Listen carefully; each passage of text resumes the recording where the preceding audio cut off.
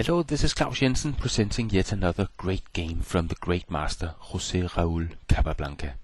And the game you're about to watch is perhaps not the most spectacular, but still there's plenty to both enjoy and admire in this game from New York 1913.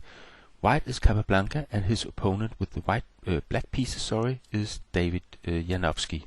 And the game starts e4 from Capa, e5, knight f3, knight c6, knight c3, knight f6, bishop b5, a6, bishop takes c6, d takes c6, castles, bishop g4, h3, bishop h5, queen e2, bishop d6, d3. And Capablanca plays a very modest opening. He gave up the bishop pair already on move 5 in exchange for a slightly weakened black pawn structure.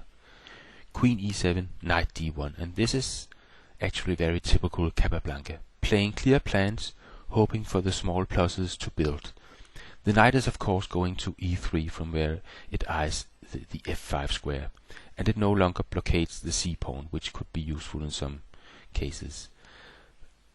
Janowski castles queenside, knight e3, and an idea for Janowski here could have been to trade the bishop for the knight here. Bishop takes f3, queen takes, and then g6 to restrict the knight from going to f5. But then he would be weakened on the dark squares, and then knight c4 with the threat bishop g5, and when the knight goes, Capa could trade knight for bishop and have a fair bishop against knight. But of course there's not much in it, so this was surely a possibility for Janowski. But in the game he played bishop g6 instead, knight h4. And at first sight you might think that this move is intending to swap off the knight for the bishop. And perhaps it was, but certainly not on g6. So knight e to f5 was a move. Had Capablanca instead played knight h to f5, then queen e6. Then when he plays f4, then there's no communication to the bishop. So it's knight e to f5 that's the right move. Queen e6 and then f4. Bishop takes f5, there was the trade.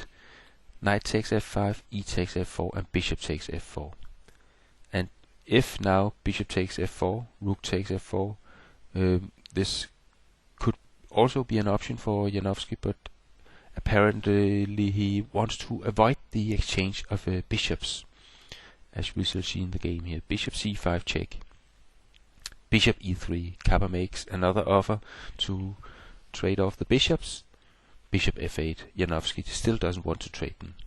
Queen f2, rook d7, but Capa insists on the bishop exchange. Bishop takes, queen takes, king b8, because queen a7 was a threat. Rook f2, knight e8, rook a to f1. And Capa plays very simple and clear-cut chess, but not without a built-in trap here and there. And here, if Janowski had taken the pawn on a2, which was now hanging after rook a to f1, then knight e7, rook h8, rook takes f7, and if queen takes b2, then knight takes c6 check, and if queen e6, then e5, and black's position is very difficult. But Janowski didn't take the pawn on a2, he played f6 instead. b3, defending the pawn now, and knight d6. And Janowski defends well, and now he could soon be trading pieces to relieve the pressure. Rook a4, Capa accepts the piece exchanges, so knight takes, queen takes, rook takes, and with rook e8, we have had this hard-fought middle game, and it seems Capa has had a little edge all the way, but Janowski has now managed to boil it down to an apparently even endgame. Only imbalance in the game is black's slightly weakened pawn structure, which has been in effect since move 5, and as a result of his weakened pawn structure, Capablanca has a potential pawn majority in the center, if he can launch a minority attack on the black kingside pawns. So g4 with the plan g5. And with this minority attack, it's clear that White wants to obtain one of two things. Either he can create a weak pawn on f6, which would be the case after a pawn exchange on f6, or if Black exchanges on g5 instead, then White would have this passed pawn in the center.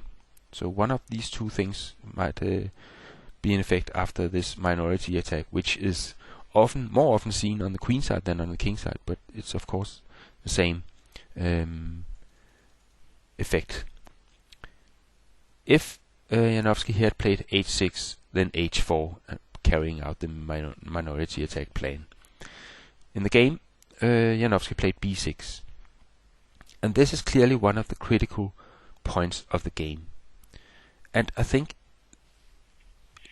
this position is in fact a position that we could probably all learn from.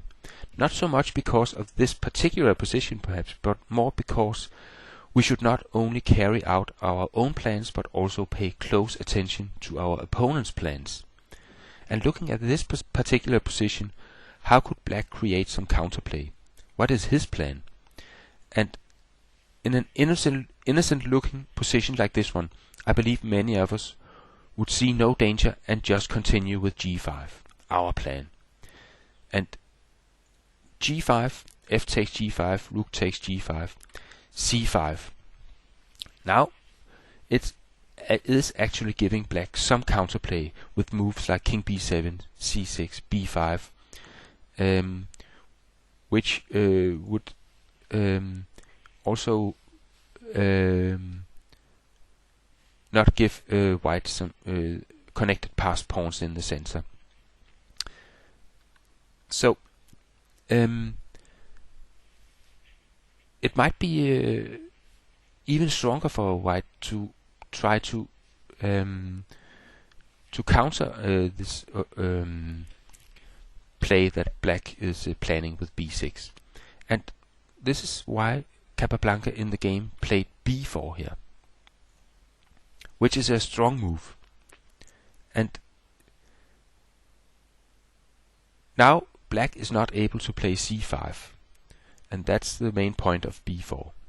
And now king b7, and it's very interesting, where should the Black king actually plan to go? Some suggest that it would be better to have hurried to the king side.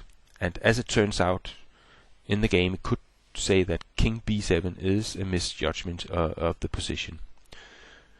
King f2 followed, and then b5 from Black. He's now planning a5. Since this c5 is no longer possible because of the b4 move from Capablanca, he tries to create counterplay in the a file. And if, for example, king e3, then a5 would follow. B takes, rook a8, and if White carries on with the minority attack, then we could have something like this, and all of a sudden Black is having some counterplay here on the weak a pawn. He could play c6 to c5, and then c7 to c6, and double the rooks in the a file, and he would have something to play for. So Black is certainly not without counterplay. So again, after Black's b5, again Capablanca doesn't play his plan. He counters the opponent plan instead. So a4 is played here, and that's actually a very clever move, because if b takes a4 here, then rook a1, and now it's the black pawns that are targets in the a file, and this would be very favorable for Capablanca to have something to play for on both sides of the board. So rook d4 came here, and rook b1, the b4 pawn, needs protection, and perhaps now it was time for Janowski to play king c8 here, hurry to the king side. But in the game he played rook e5, and then came king e3, rook d7, a5. Operation kill counterplay in the a file is accomplished from Capablanca, and now rook takes f5, g takes f4, 5 was an option. And to mere mortals like you and me, there would still be a lot of work to do to win this endgame. But for an endgame equilibrist like Capablanca, to win here would be nothing but another day at the office. So instead, rook e6 came. Janowski knew all too well that Capablanca was an endgame specialist. Rook b to f1. Now there's nothing more to do on the queen side, so back to the king side. Rook d e7, and the only real difference is that now that the queen side is more or less shut down, which eliminates all counterplay for black, white still has the minority attack plan at his disposal, and it all happened in only 7 moves. We can go back for a moment and look at the position here. The only thing that has happened is that the queen side is shut down, and white still has his minority attack plan. And to me, this is just another illustration of how great a master Capablanca was. He has handled this difficult endgame with patience and precision, and now his prophylactic play pays dividends. So now came the long-awaited g5. And it doesn't really matter if black takes it or not. He could try rook f7 here, but then g takes, king d2, planning e5. Is taking advantage of the weak pawn on f6 and the unprotected rook on f7. F takes g5 followed, rook takes, and rook h6. And true, Kappa now has a weak pawn on h3, but it's impossible for Janowski to add more pressure than this. So simply rook g3, the rook goes back. It's better to try to blockade the passer on e4 than apply some pseudo pressure on the pawn on h3. h4, g6, rook g5, h6, rook g4, rook g7. And the white advantage may not be so obvious, but it all becomes much clearer when he starts pushing the central pawns. Only possible because of the well-timed minority attack, which removed the black f-pawn. So d4 came now, king c8, rook f8 check, and king d7 doesn't work because of rook a8, and then a6 is falling. So king b7, back to the queen side there, e5, g5, king e4, rook e to e7. He could have played rook e to d6, but then simply king f5. So rook e to e7, h takes, rook f5, king c8, and now the black kingside pawn is lost, and this is of course now completely winning for white.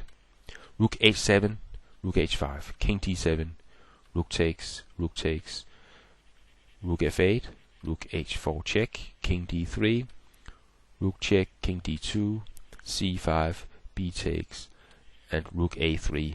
And this is of course hopeless, but he has to play rook a3 because otherwise Capablanca would have played rook a8 and the a6 pawn would have fallen. But then came d5, and these central pawns looks very dominant indeed. And Janowski saw it the same way, and he resigned the game here. So I hope you enjoyed the many interesting aspects of this game, especially the prophylactic endgame technique of Capablanca. And thanks for watching this video, and hopefully I'll see you on my chess website at klausjensen.com. Bye bye for now.